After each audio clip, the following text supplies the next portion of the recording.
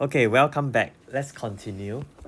Okay, so now we'll be talking about how to determine the genotype. So when an organism displays a recessive trait, the organism is homozygous recessive. And however, when the organism displays the dominant trait, the organisms could be heterozygous or a homozygous dominant. Breeding experiments are then used to identify the genotype of an organism. A test cross can be used to determine the genotype of an organism with dominant traits by crossing the organism with a homozygous recessive organism.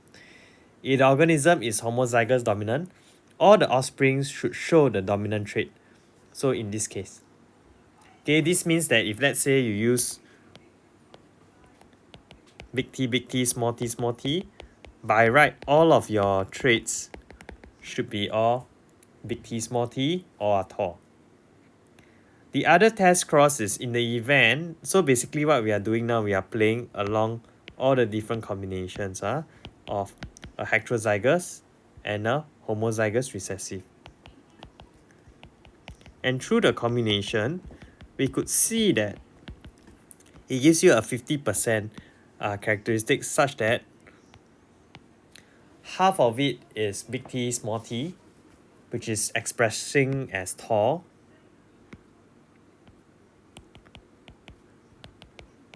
Whereas the other one, right, you are actually expressing it as dwarf. So generally you have a 50%, and if you were to draw the diagram, you would see that it's 1:1 or 50% each.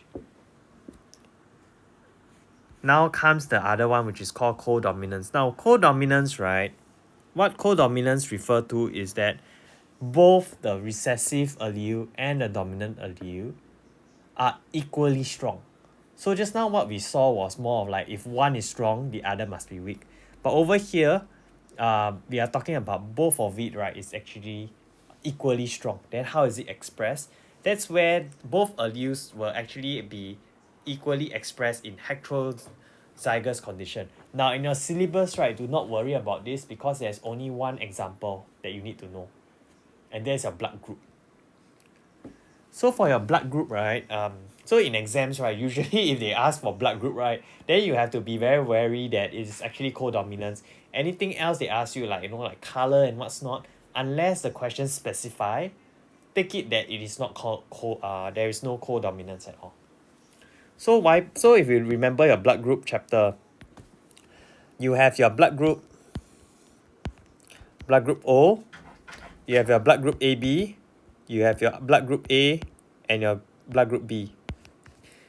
Now in this case, right, how are the alleles being done? The thing about codominance, right, you cannot write it in terms of letters. You have to write in terms of superscript, meaning I will be blood group O, like this, where the I would represent that is already codominance. So in this case, for IAB,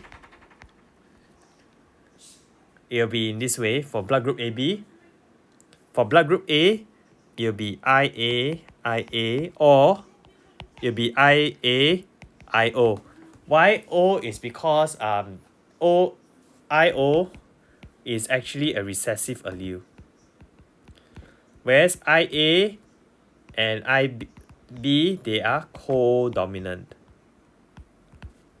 Then of course for blood group B, you have IB, or IO. So that is the general expression of it. How to go about drawing, right? Basically, it's the same as this genetic diagram. Okay. The other one is sex determination. Sex determination, because for humans, right, we have one X and Y chromosome, right? If you are a male, for female, you are both X and X. So sometimes sex chromosomes are chromosomes that help to determine the sex of an organism, and this can come out as an exam question as well. This is nothing to do with doing a genetic diagram. It's more for combination. So autosomes are chromosomes in the cells other than the sex chromosome. Because there's a total of 46 chromosomes, right, in a normal human cell, and that one of the pair is X and Y. So this will be known as your sex chromosome. The other 44 chromosomes are known as your autosomes because they are non-sex chromosomes. Okay, so cells that actually produce gametes by meiosis are known as sex cells, whereas the other kind of cells in the body are known as somatic cells. Somatic cells, they tend to have 46 chromosomes as well.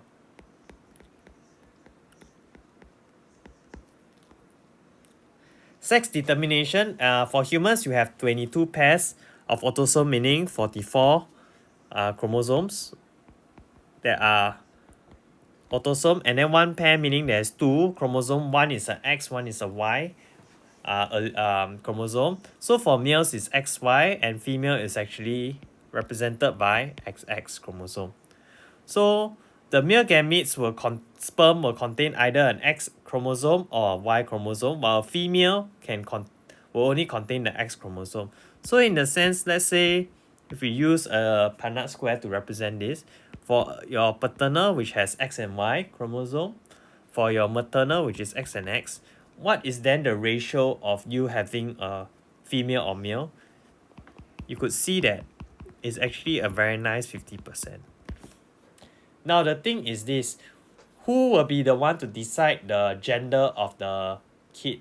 It's actually your male. Because the thing is, for the male chromosome, male cells, right, they generally contain only the Y chromosome. So in terms of gender for the kid, right, is actually predetermined by the sperm from the father, where is it the X that will be the one to mate with the ovum, or is it the Y? So this is where the like traditionally, when there is that stereotype that the females are the one that will affect the gender of the kid. Actually, it's not true. It's actually from the paternal part. So when a male and female gametes fuse during a fertilization, there is actually this equal chance that the offspring could be either a male or a female. Okay, from this particular diagram you can see, so it's a 50% chance. Okay, now we look at multiple alleles.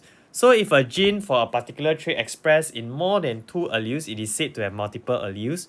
So for example, coat colors in rabbit can be determined by 3 alleles, capital C, small c superscript H, and then small c superscript A, where again for alleles that has capital letter, we could see that it's generally more dominant as compared to recessive, which is small c. Okay, then of course with the combination you will get it, but don't worry about it, because in exam rarely will they ask you to draw a genetic diagram for this. But one thing you need to know is for the human blood group. So like just now what I explained, for human blood group is also determined by 3 alleles, your IA, IB, IO, and because IA and IB are co-dominant, IO is recessive. Just to take note that for blood group we tend to use the alphabet I and then the superscript of the different blood group. You cannot write capital A, capital B, and then blood group O. I mean capital O. That will not you cannot draw genetic diagrams in that fashion. So this is an example of how you can draw a genetic diagram. Let's say you want to do testing of the child, the blood group of the child is what's the kind of combination that they have, and you do note that the parents' blood group is A and B. So let's say it's IA-IO and IB-IO. Based on the cross, you will see that the child can have 25% of getting blood group AB, blood group A, blood group B, and blood group O. Okay, now comes discontinuous and continuous variation. So variations are different in traits between individuals of the same species, where the traits of an individual is dependent on the interaction between the genes and the environment. Genetic variation is heritable, but variations due to the environments are not. So this continuous variation is usually brought about by one or a few genes, whereas continuous variation is brought about by additive effect of many genes. So I mean, don't don't in your exam you write things like, oh, it's represented by a curve or a histogram or bar chart. Rather be very clear with the kinds of explanation, like in terms of this. So the marking is more towards of similar characteristics using the same point. So it's like 1 mark will go to you explaining the difference in this way. This continuous variation is brought about by one or a few genes, whereas continuous variation is brought about by the additive effect of many genes.